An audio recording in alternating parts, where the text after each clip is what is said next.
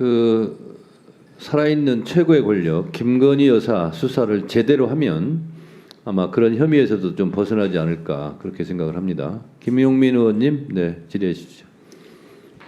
네, 후보자 지명 축하드립니다. 네, 감사합니다. 네, 문재인 정부 때 심우정과 지금 윤석열 정부의 심우정은 같은 분입니까? 예, 그렇습니다. 네, 그렇게 믿어도 됩니까? 예, 그렇습니다. 네, 좀 떨떠름하신 것 같은데. 아닙니다. 그래요? 자, 살아있는 권력에 대한 수사를 하는 게 검찰의 수사의 본령이다. 이렇게 검사들이 끊임없이 얘기를 했어요. 과거 문재인 정부 때도 윤석열 검찰총장도 이 얘기를 그렇게 강조했습니다. 동의하십니까? 예, 살아있는 권력이든 어떤 권력이든 동일한 법과 원칙에 따라서 수사를 해야 된다고 생각합니다. 지금 대한민국 검찰은 살아있는 권력에 대해서 동일한 잣대로 수사하고 있다고 보고 평가하십니까? 모든 수사를 검사들이 사명감을 갖고 법과 원칙에 따라서 하고 있다고 생각합니다. 네. 그러니까 국민의 눈높이와 동떨어진 인식을 하고 있으니까 검찰이 이렇게 망가진 겁니다.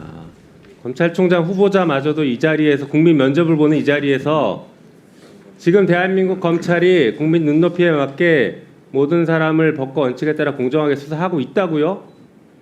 그렇게 인식하시니까 검찰이 이렇게 망가지고 있고 국민들로부터 신뢰를 얻지 못하고 있는 것입니다.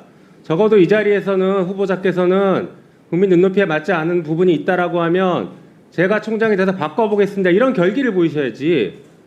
여전히 지금 선배들이 한 거랑 똑같은 행동, 똑같은 태도로 이 자리에 임하시면 아무것도 달라지지 않아요. 그러면 여전히 총장이 되고 나서는 살아있는 권력인 윤석열 대통령과 김건희 여사 뒤 봐주려고 하는 검찰로 낙인 찍힐 것입니다. 어떻게 생각하세요? 결기를 보여줄 수 있어요? 어떠한 사건이든 동일한 기준과 잣대를 가지고 규정에 따라서 법과 원칙에 따라서 하겠다고 말씀드립니다. 네. 그때 그 심우정과 지금의 심우정이 좀 다른 것 같습니다. 답변하시는 거 보니까. 자, 살아있는 권력에 대한 수사는 혹여나 검찰총장이 잘못을 저지르더라도 똑같이 적용돼야 됩니까? 그렇습니다. 만약에 후보자가 검찰총장이 되면 본인이 잘못한 게 있다라고 하면 공정하게 수사해야 된다. 수사를 공정하게 받을 용이 있습니까? 물론입니다. 네, 적극적으로 수사 받을 용이 있어요? 저를 검사들의 그 직무 관련 범죄가 있다면은 네. 그런 상황을 대비해서 좀 공수처가 있는 거 아니겠습니까? 공수처는 수사를 하는 곳이고 수사를 그렇게 받을 의지가 있냐고요, 적극적으로. 물론입니다. 네. 만약에 총장으로서 업무를 수행하다가 위법, 위헌적인 행동을 한다라고 하면 국회가 탄핵을 할 수 있는데 국회가 탄핵한다라고 하면 적극적으로 응할 것입니까? 잘못이 발견되면요. 잘못이 발견됐다는 그러니까 탄핵이라는 거는 이 정도도 답을 못 하십니까? 아닙니다. 됐습니다. 자, 특활비 얘기를 잠깐 해볼까요? 그 예산이 정해져 있어요. 그 전에 한번 물어봅시다. 특활비는 어디다 쓰는 겁니까? 검찰의 특활비는? 수사 정보 등 기밀 유지가 필요한 네. 부분에 쓰이도록 되어 있습니다. 네, 검찰이 정보를 합니까? 범죄 첩보는 수집할 수 있습니다. 무슨 근거로 할 수 있어요? 법에 그렇게 하게 돼 있어요? 수사를 위해서는 당연히 첩보 수집, 내사 단계가 전제가 되는 것입니다. 네, 그게 법에 돼 있냐고요. 법적 근거를 가져와 보십시오. 첩보 수집할 수 있는지, 그리고 거기에 특활비를 쓸 수 있는지 한번 근거를 대보세요. 자, 그 다음에 특활비 어디다 씁니까? 구체적으로. 구체적으로 지금 어디에 쓰자는 말씀인지 어느 분야에 어떻게 쓰냐는 말씀이신가요? 어떨 때 특활비 쓰는지 예를 하나만 들어보세요. 예를 들면은 이제 마약 수사 같은 경우에는 주로 다크웹에서 거래가 이루어지니까 네, 마약 수사 빼고 다른데. 보이스피싱이나 이런 부분에 있어서도 수사에 특활비가 필요한 부분이 있습니다. 해외에서 지금 범죄자들이 해외에 있거나 그러면은 추적을 네. 위해서도 특활비가 사용될 수 있습니다. 예, 특활비가 아니어도 충분히 쓸 수 있을 것 같은데요. 그런 돈들은 꼭 기밀을 요하는 건 아니잖아요. 돈을 쓰는 건 똑같은데. 아니 근데 지금 네, 나머지 누구한테 비용은 누구한테 기밀을 요하는 겁니까? 검사들 빼고 모든 사람에게 기밀을 요하는 돈입니까 이게?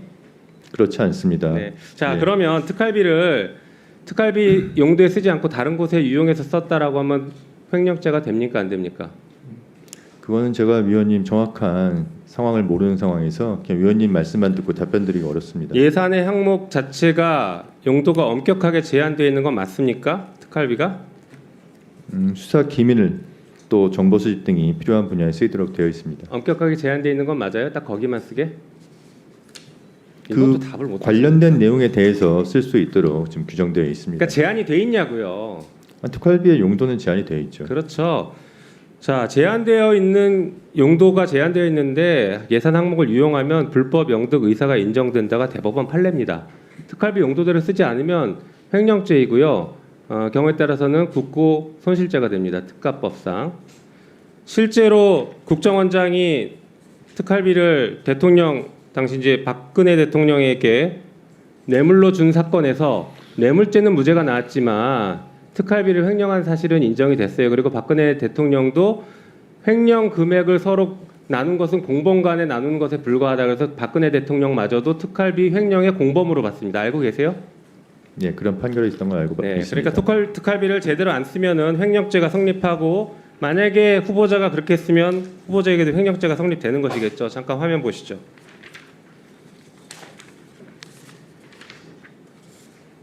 여기 말고요. 앞에 보여주세요. 네. 이거 말고요. 네. 자, 보니까 동부지검장 시절에 1억 2,781만 원을 사용했어요. 2021년 9월 달에.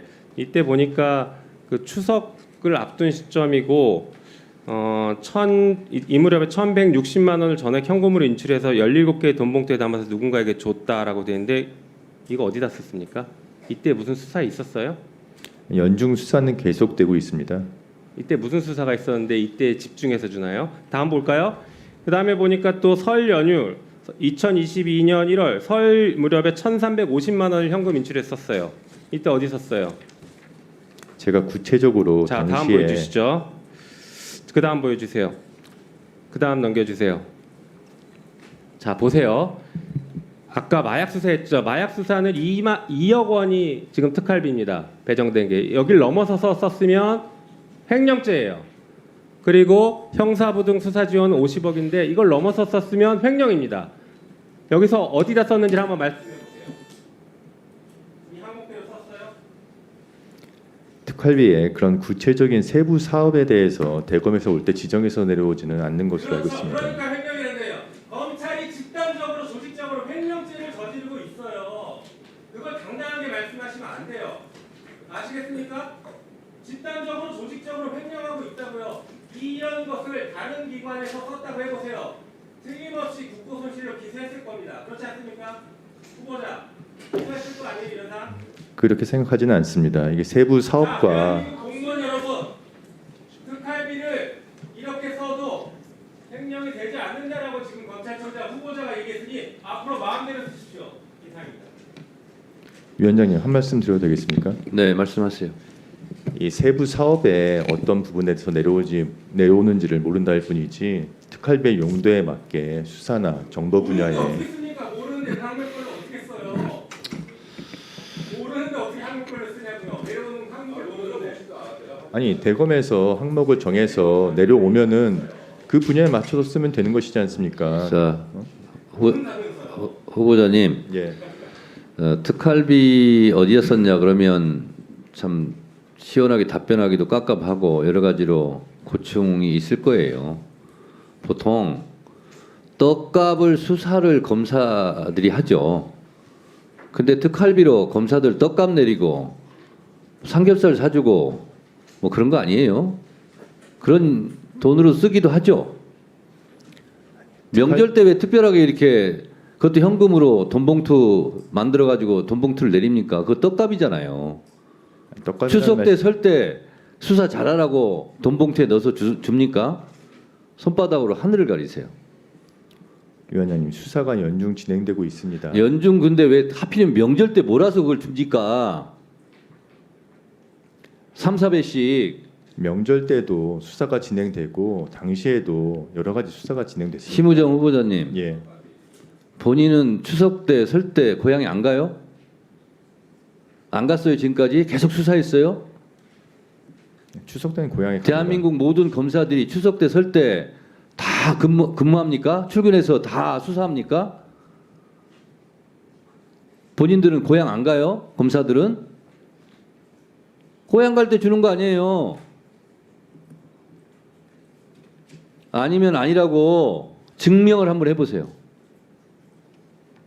특활비 그 상식적으로 국민들이 다 생각하는 겁니다. 차라리 말을 하지 마세요. 거짓말을 할 바에는 차라리 그냥 침묵하세요. 그리고 괴로운 표정을 지으세요. 그게 낫습니다.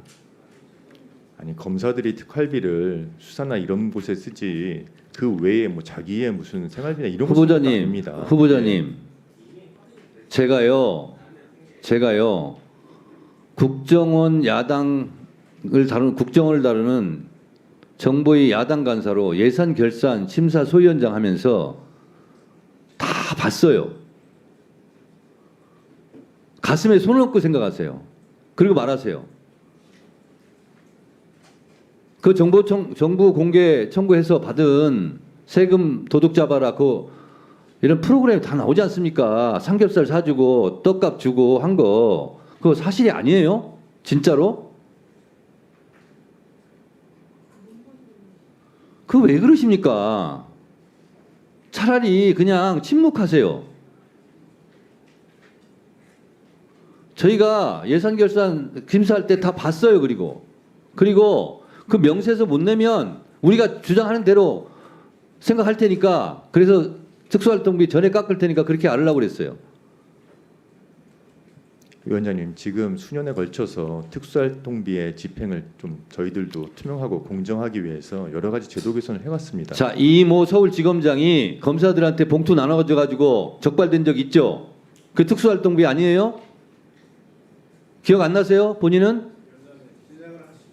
네, 진행을 할 테니까 그렇게 하세요. 그 차라리 그냥 침묵하시는 게 좋을 것 같아요. 딱 해서 그렇습니다. 스픽스는 말하는 언론입니다. 대세는 유튜브, 그중에서 스픽스. 좋아요, 댓글, 구독, 알림 설정. 여러분이 저희를 사랑해 주시고 우리가 여러분을 사랑하는 4가지 방법입니다.